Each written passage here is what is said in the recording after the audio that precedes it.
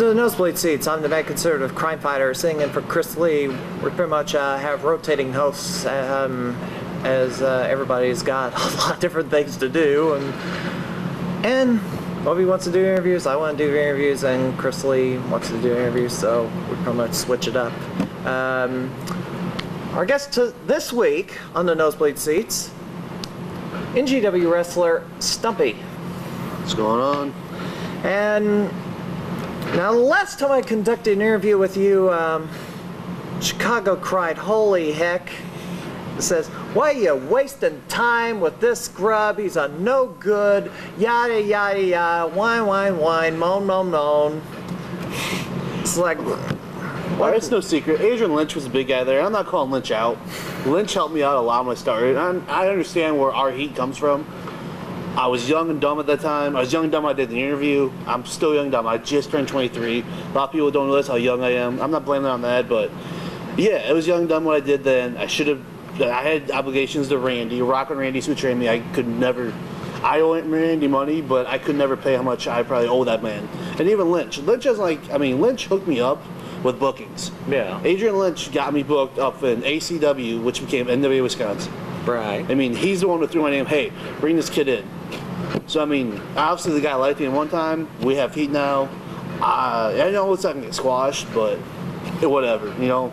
I'm not saying over to Lynch because Lynch is a heck of a talent. He's been in Japan now, Puerto Rico, but it is what it is. I've tried contacting Randy to give him his money. I don't know if I have the wrong email address, what's going on. But, I mean, if Randy, if someone sees this and Randy, you stole your money, contact me. We'll figure something out, man. Because I don't intend to do anyone wrong. It's just the whole growing up process has been for me from everything, since everything started. Okay. Well, Rock and Randy, if you're watching this program or one of his friends is watching this program, your MySpace page, or Yeah. how do you contact you? It's a MySpace Stumpy670, I think is what it is. My friend set up for me. Your MySpace just got big, or Stumpy670@hotmail.com. Email me. We'll figure something out, man. Because I've had the money twice. I don't have it all again right now, but I mean, I'll do it right by you. We'll figure something out. All right, we had to get this out of the way because Yes, because what happened we just last time. wanted to resolve old issues, and No problem. So pretty much, have you resolved most of your issues with the NAWF? Yeah, I mean, they're running a lot. Like, when I started with Randy, he wasn't running too much. I mean, he ran Palatine YMCA, which is a big building, and nothing really a lot. Right towards the end of me, he was starting to run Whitewater again, which I guess he had ran years before also, and I think he's running there monthly now. So, I mean, go NAWF. That's where I started. I mean, I couldn't thank everyone who helped me along the way, whether it be a guy named Arson, who I think is a great worker, never got any exposure. Arson. You remember Arson? He used to do also a mask giving once in a while called Not Tom Arson, not No. Tim Arson. No, this kid's name was just Arson. Heck, his real name was Matt. I mean, I'll tell you right now. That's all I'll tell you. But he also did a mask gimmick called the Wisconsin Chicken. A lot of guys did it. I never did it, but he did it a lot of the times. It was a great gimmick. Cool guy. I still talk to him once in a while on Facebook. He helped me a lot. Casey James, who just got released from WWE, me and him used to ride. Or James Curtis, as he was James going Curtis, by, yeah. but He's from Belvedere, which is no secret either, and I was living in Freeport. I used to pick him up and ref Johnny Swift. We talked wrestling the whole way to and from training. Like I said, Adrian Lynch helped me a lot. Kevin Kruger, who I think is one of the most underrated guys ever from the Midwest. He's been around like 15 years now. wasn't he like WWE just being squashed week after week? That gentleman? Yeah, he, Owen Hart, this is what I heard from another source, is Owen Hart used to ask to work him back in the day. Like, Owen Hart would be like, hey, I want to work with this kid.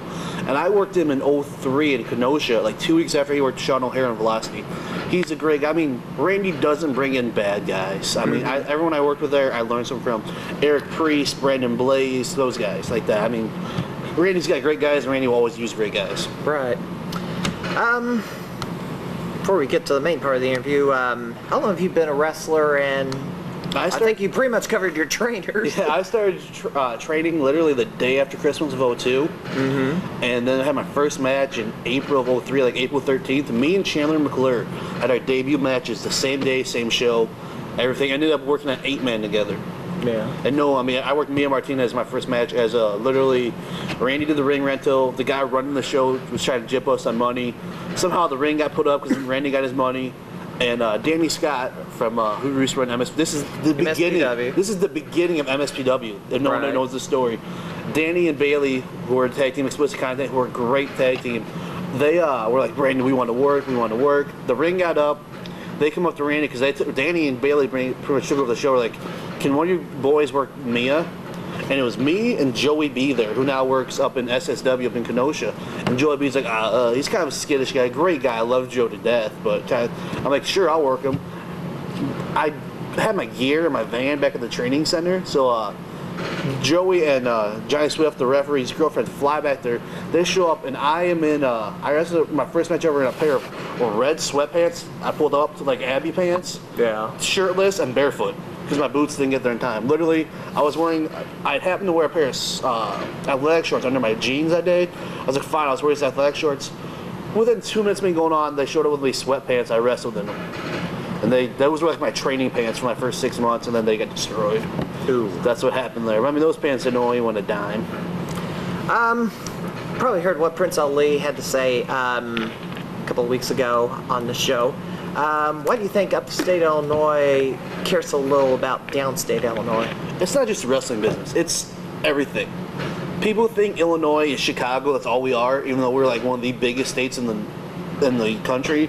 But 22 electoral votes. Yeah, I mean, Chicago's so big. It's second, third largest city in the U.S. It varies back and forth.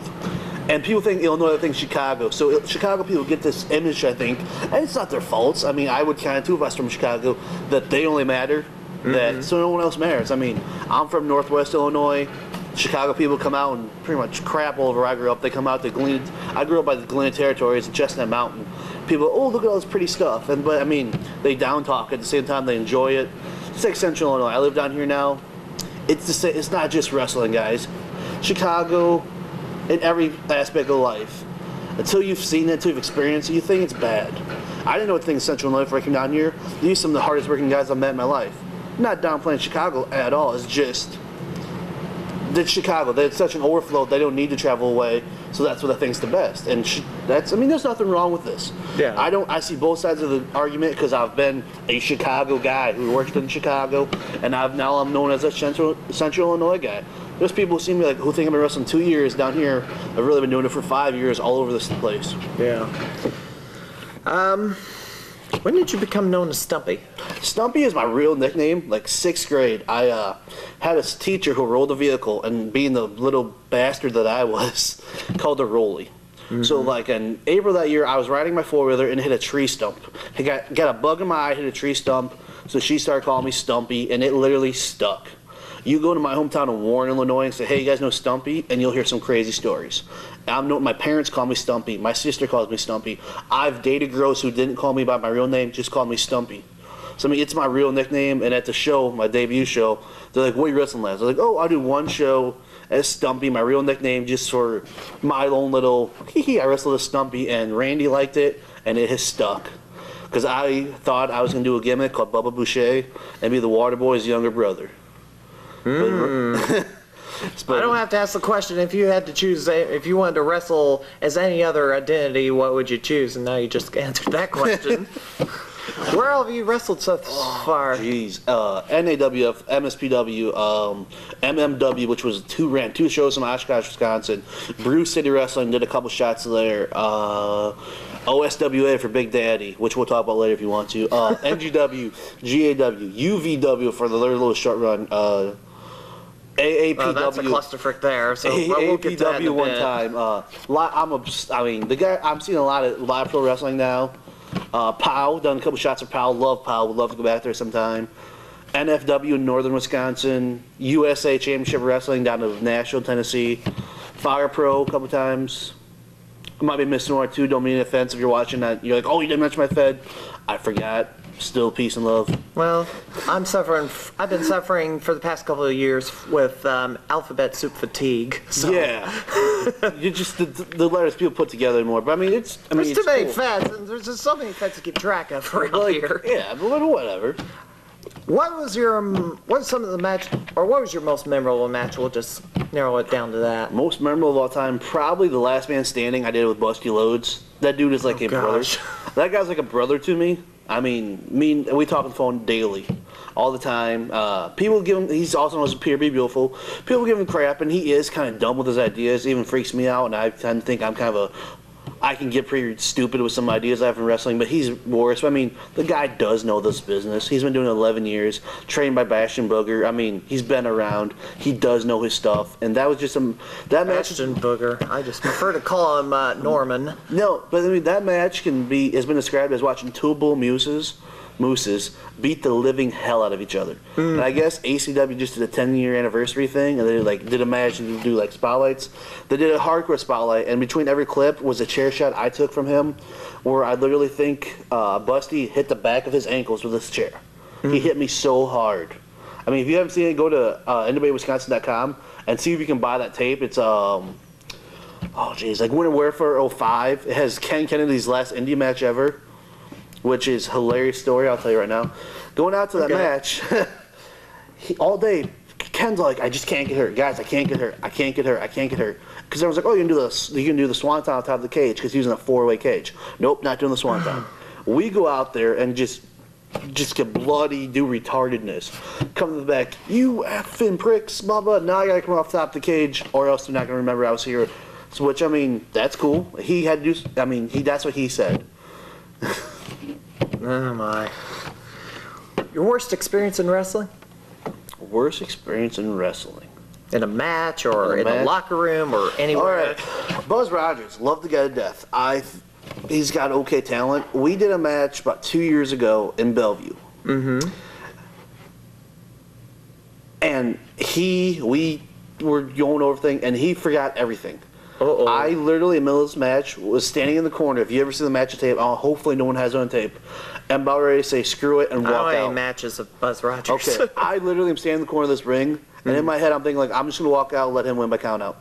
Because he wasn't doing anything I told him, and it just pissed me off. I mean, So maybe that's the reason why he's not been wrestling lately. Yeah, it was right after this he got, like, he also... He's homeless. He's fed homeless. Nah, he's a good guy. I mean, he's a good guy. He's got a hard work, and he does have a good regular job. I knew the guy. I liked him on a personal level, but I mean, every time I thought he was learning something from me, next thing you know, nothing.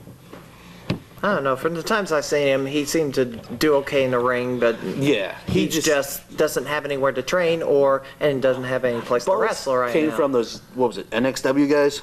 Or whatever. I never saw those guys, but I met some of them doing UVW. Yeah. Supposedly some of them are training from down south and everything, but they might just be blowing smoke up everyone's ass. But now keep it clean. All right, sorry about that. But Buzz was a good guy. Buzz wanted to learn. There's been a few guys who've come from less than reputable feds that I've met through NGW or other places who have wanted it, just didn't know what to do, and some of them have stayed, some of them haven't. Yeah. All right. Well, folks, this edition of the Nosebleed Seats, it's a special edition. We're going to do real stories of wrestlers on the road. Okay. So let's hear some of those stories, and we're going to start with... What you got there? We'll start with UVW since it's local to Springfield. All right. Well, something about a slipknot mask, rats, and a three-way tag, and this was from April of 06. All right. Well, Candy Deluxe was my former partner, and he was running there, I guess. He's like, hey, we come down and show some of these guys something I think you're really good.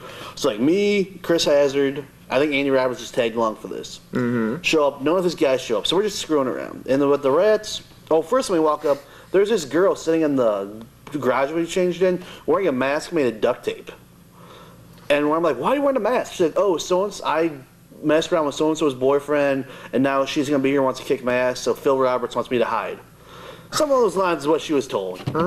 So we kind of interrogate her. I wonder who that was. We interrogate her in the locker room, and she said some funny stuff that because if I don't know her that well, I won't say anything about her. But it was pretty funny stuff that she said about some of the boys. So we were like, let's go get some food. And we're walking up the street and see these two young girls walking. And I'm like, they can't be anything above 14, 15. But Andy Roberts at the time is about 17. That kid was young when we started, younger than I was, which is surprising. And I'm like, Andy, you should go talk to her. Come to find out, Andy wanted to talk to him. I got this girl's name, I forget her name even, and they stayed in contact for a while, but he never messed around with her. I mean, he never told me he messed around with her. Andy tells me everything. Contrary to what Brian Fink says, I do love the kid. I see a lot in him. I was broken in the way that bust someone's balls, if they really have potential, bust their balls, make them really want to be in this business, because that's what Randy's old school, I was broken in old school. So deep down, I do love that kid. I'm kind of like, he's like my little brother. I'll mess with him all I want, but dare someone else touch him, I'll kill you. Almost like that.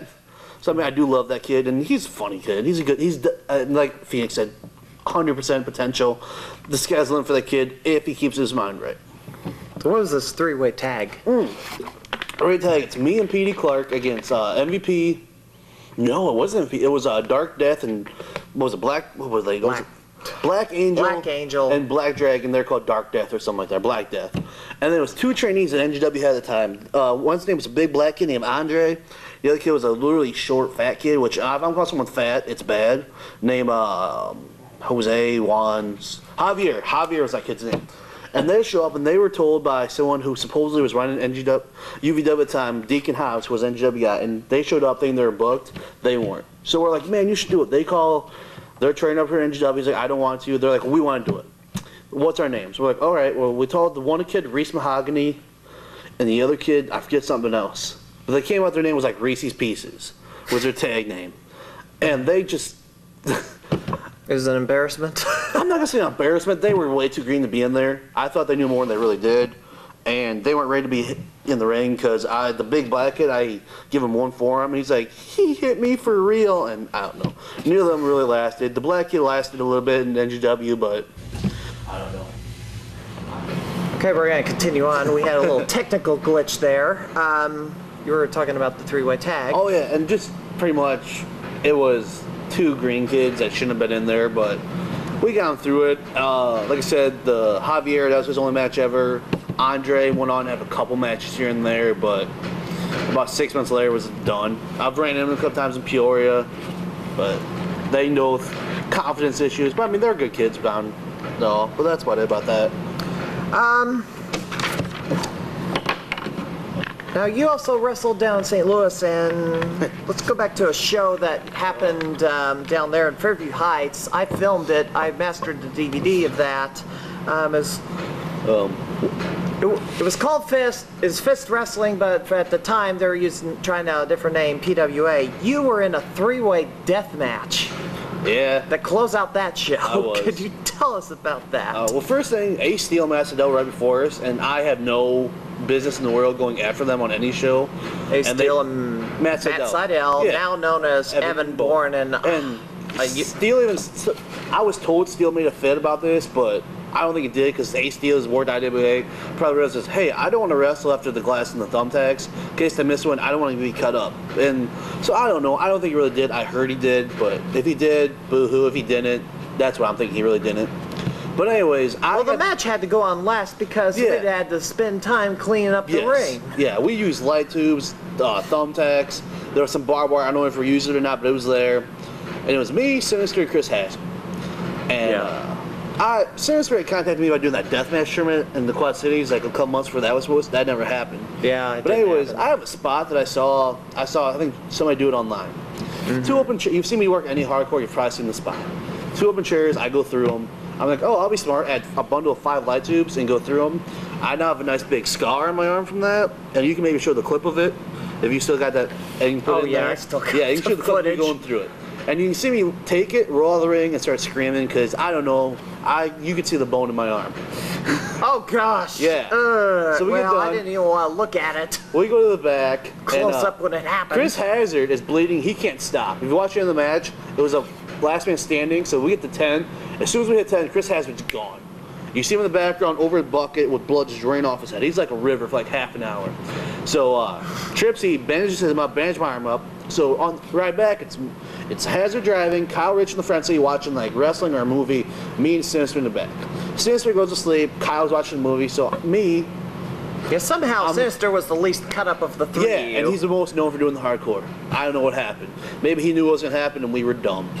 But anyways, I'm like, all right, I'll keep Chris company because he's all banged up and looks all Chris Hazard's angry. All of a sudden, I'm like, hey, well, he's like, Stumpy, go to sleep. Fine. I go to sleep. I wake up in Springfield. Man, where we're at? Springfield. Oh, I start talking. Stumpy, go back to sleep. I look at the clock. It's like 1:51 or something in the morning. At 2:01, he's like, late night. Stumpy, wake up, you're snoring. 10 minutes after telling me to go to sleep, he's telling me to wake up, he's snoring. He's later apologized. He just didn't. know what was going on with his arm, with his head, actually, his head and my arm. I freaked out my girlfriend. Left the infamous call of, hey, honey, don't worry. But when I get home, we might have to go to the hospital. When did you go to the hospital in St. Louis? Because I wanted to get home. I ended up never going to the hospital for it.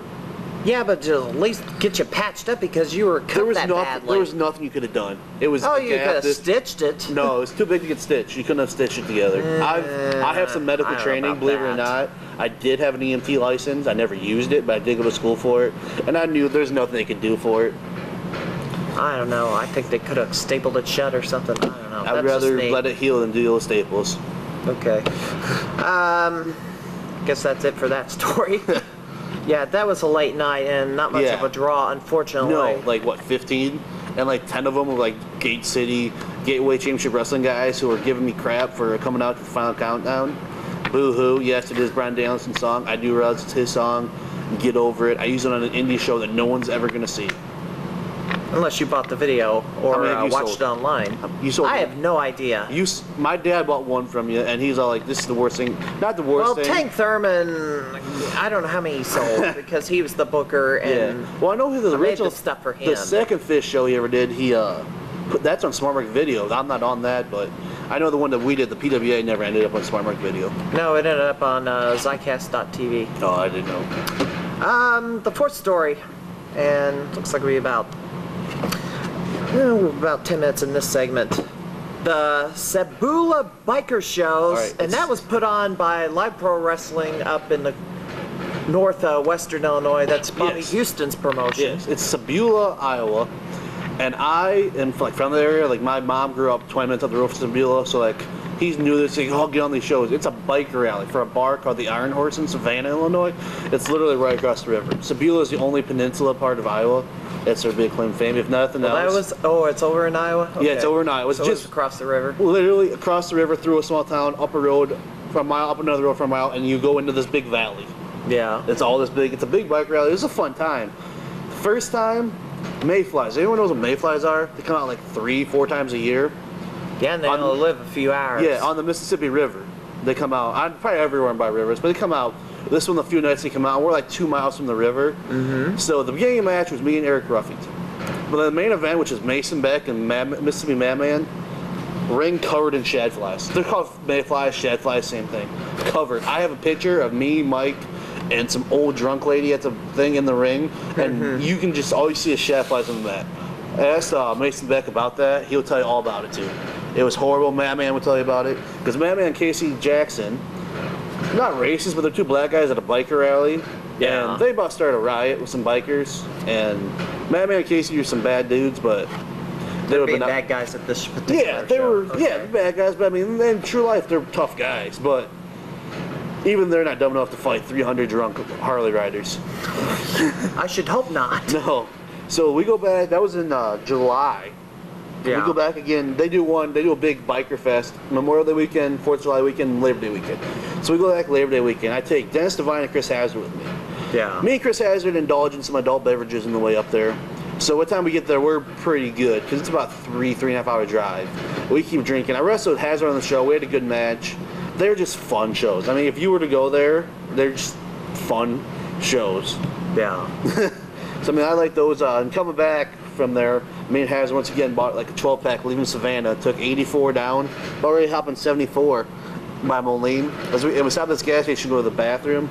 Dennis Devine, there's a cop next to us looking in the car, and Dennis Devine is throwing our empty beer cans in a trash can while they're trying the cop not to watch. As I fall out of the car. Any other experiences at LPW? LPW? Trying to think. I've done a lot of shows for him, but it's usually like go there, come back.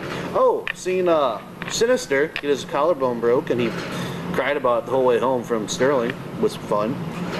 And Little Joe's Bar in Sterling, Illinois. Bobby Houston's been there twice.